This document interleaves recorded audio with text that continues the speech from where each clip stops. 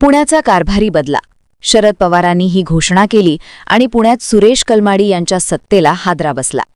पवारांनीच कलमाडी यांना पुण्याचे कारभारी केले आणि पवारांनीच कलमाडी यांना सत्तेवरून खेचलं. शरद पवारांच्या पुण्यातल्या ताकदीचा हा किस्सा अनेक जुने जाणते पत्रकार कायम सांगतात. पण काँग्रेसकडून राष्ट्रवादीकडे आलेली सत्ता 2 सत्रामध्ये भाजपनं खेचली आणि पुण्यात सबकुछ भाजप असं चित्र तयार केलं. हेच पिंपरी चिंचवडमध्ये सुद्धा घडलं. राष्ट्रवादीचा गड भाजपने राष्ट्रवादीच्या नेत्यांना सोबत घेऊन काबीज केला आणि पुणे पिंपरी चिंचवड या दोन्ही महापालिकांमध्ये शब्द चालायला लागला तो देवेंद्र फडणवीसांचा. याच देवेंद्र फडणवीसांनी सध्या पुणे आणि पिंपरी चिंचवड महापालिकाबद्दल एक वक्तव्य केलंय. अजित पवार आणि आम्ही पुणे आणि पिंपरी चिंचवडमध्ये एकत्रित लढू शकणार नाही. आम्हाला दोघांनाही एवढं राजकारण समजतं की आम्ही एकत्र लढलो तर तिसऱ्याचा फायदा होईल आणि तिसऱ्याकरता आम्ही जागा सोडणार नाही. आम्ही एकमेकांच्या विरोधात लढू, पण मैत्रीपूर्ण लढू. त्या देवेंद्र फडणवीस बोलले असतील तर विचारपूर्वकच बोलले असतील असं म्हणत अजित पवारांनी फडणवीसांच्या वक्तव्याला दुजोरा दिला आणि पुण्यातल्या दोन्ही महापालिकांमध्ये लढतीचं चित्र स्पष्ट झालं. त्यानंतर दुसऱ्याच दिवशी बातम्या यायला सुरुवात झाली. पवार युती पुणे आणि पिंपरी चिंचवडमध्ये एकत्र येणार असल्याच्या त्याबद्दल फोन झाल्याचे दावे करण्यात आले. त्यात सुनील तटकरे आणि प्रफुल्ल पटेल यांनी दिल्लीमध्ये अमित शहा यांची भेट घेतली आणि त्यात दोन्ही राष्ट्रवादी एकत्र येऊन लढल्यास कोणतीही हरकत नाही असं सांगितल्याचं बातम्या सूत्रांच्या हवाल्याने देण्यात आल्या. पण पुणे आणि पिंपरी चिंचवडमध्ये पवार युती होण्यामागे डाव आहे देवेंद्र फडणवीसांचाच. दोन्ही पवारांच्या युतीचा फडणवीसांना काय फायदा आहे? दोन्ही पवार एकत्र येण्यामागे फडणवीस असल्याचं का म्हणता येतं समजून घेऊया या व्हिडिओतून. नमस्कार, मी जानकी पाटील आणि तुम्ही पाहताय महाराष्ट्र फोकस न्यूज. आता डाव कोण कुणावर टाकणार आहे हे समजून घेण्याआधी ताकद बघावी लागेल. 2017मध्ये भाजपचे पुण्यात सर्वाधिक 57 नगरसेवक निवडून आले होते, तर त्याखालोखाल राष्ट्रवादी काँग्रेसचे एकूण 22 नगरसेवक निवडून आले होते.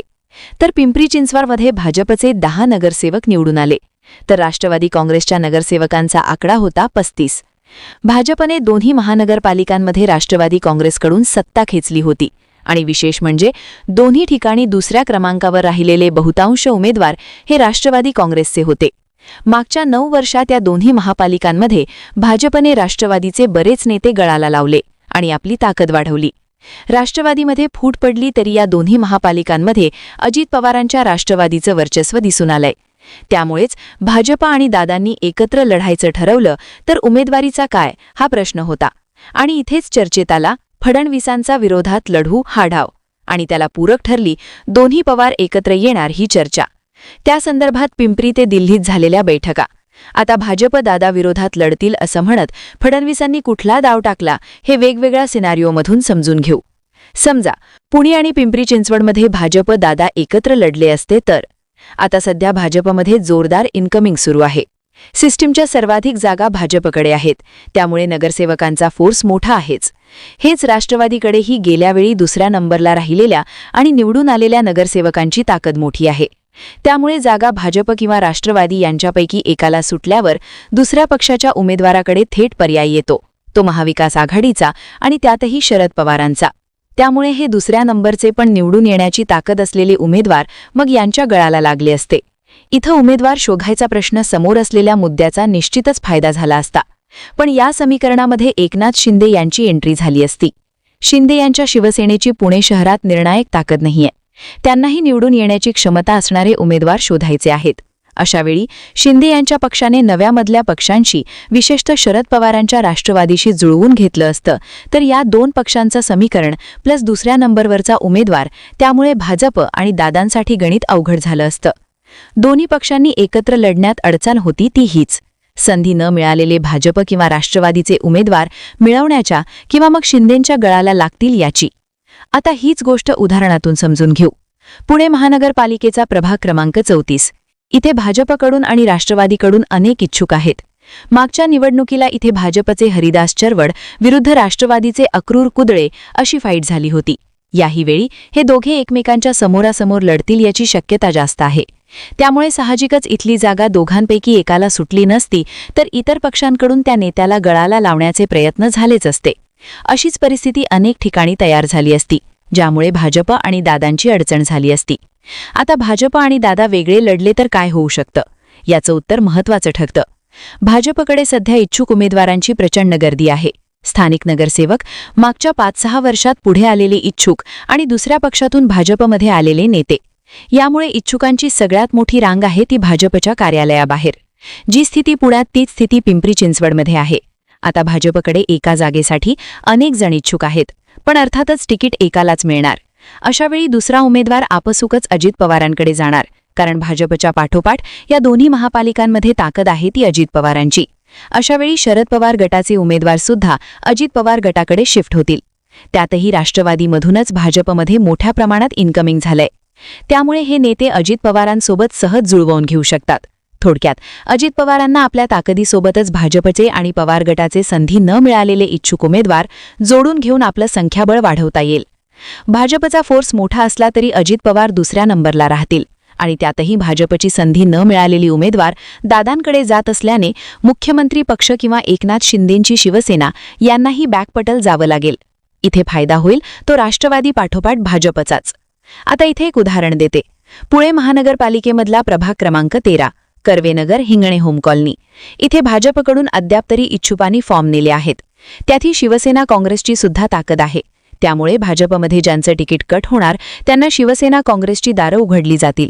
पण इथं अजित पवारांचा पर्याय असेल तरी तो उमेदवार अजित पवारांकडे जाईल, कारण पूर्ण पॅनलमध्ये अजित पवारांचे नेते भाजपला तुल्यबळ आहेत. आता पिंपरी चिंचवडमध्ये सुरू असलेली स्थानिक नेत्यांची हालचाल, बैठका, नाना काटे यांनी सुप्रिया सुळेशी बोलणं न झाल्याबद्दल केलेला दावा आणि दादांच्या राष्ट्रवादीच्या नेत्यांची अमित शहा यांच्यासोबत झालेली बैठक, यातून युतीचे सिग्नल मिळायला लागले आहेत. आता ही पवार युती झालीच तर एक वेगळं समीकरण आकाराला येईल. ते म्हणजे भाजप विरुद्ध दादा एकत्र लढले तर. आता या भाजपकडून ज्यांना संधी मिळणार नाही ते उमेदवार या एकत्रित पवार गटाकडे जातील.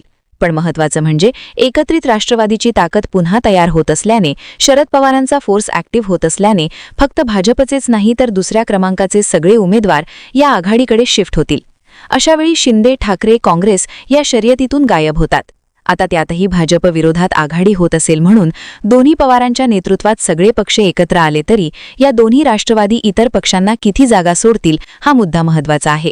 त्यातही जागा सुटल्यास तर त्या जागांवरचे बंडखोर सुद्धा याच दोन पक्षांच्या पाठिंब्यावर पुढे येऊ शकतात.